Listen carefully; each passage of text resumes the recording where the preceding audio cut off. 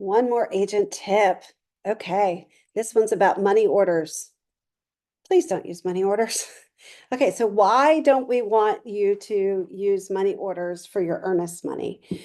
Well, tip number one, the reason is that the lenders cannot track that money. Okay, if you do a cashier's check from the bank, the lenders can easily see that a cashier's check was created for the amount out of that account, and it shows. Money orders could come from anywhere. They could come from, you know, Paul's cash jar that they emptied into a machine and got money and then took it and got a money order. Lenders can't track money orders. It makes it very difficult. So the best option is a cashier's check from the bank.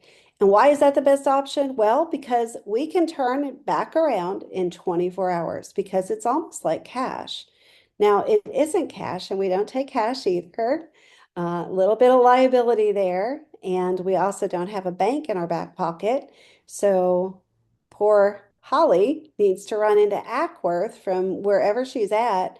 That's the closest location for us to take these things to deposit into the bank. And then, then you have to turn around, write a check, or get a bank check. So use a cashier's check because we can turn it around in 24 hours. If you must use a personal check or your client just gives you a personal check, that's fine too, but know that there is a 10-day hold on personal checks. Okay. And if you have a cash closing and it's a 10-day closing or a 7-day closing, that's not going to work because we can't turn the earnest money back around in time for you to take it back to the attorney's office and offset their balance. So that would end up pushing closing out, which nobody wants, right?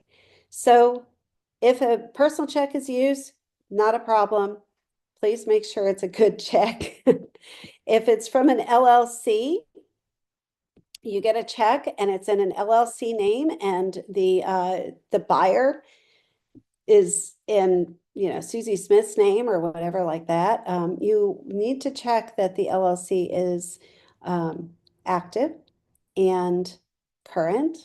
We've had some of those that were written on companies that were dissolved like years ago.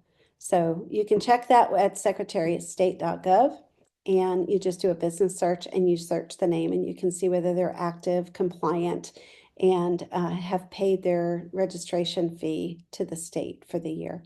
But that's a very minor issue as far as like, we don't see that very often, but we do have people trying to give us money orders. And here's the other thing, they will not go through the scanners because they don't have individual numbers on them. So you know how like a check is numbered 1, 2, 3, 1300, 1301 or whatever. And bank checks are done the same way. Money orders are not. So the scanners can't really even understand what it is that they're seeing. So that's why for a money order to be deposited, we actually have to take it to the physical bank. And then, of course, the lender can't use it. So then we have to refund it and receive another form of payment. So just don't use money orders. That's all. Okay. Have a great day. You'll get another tip in another week. Have a wonderful weekend.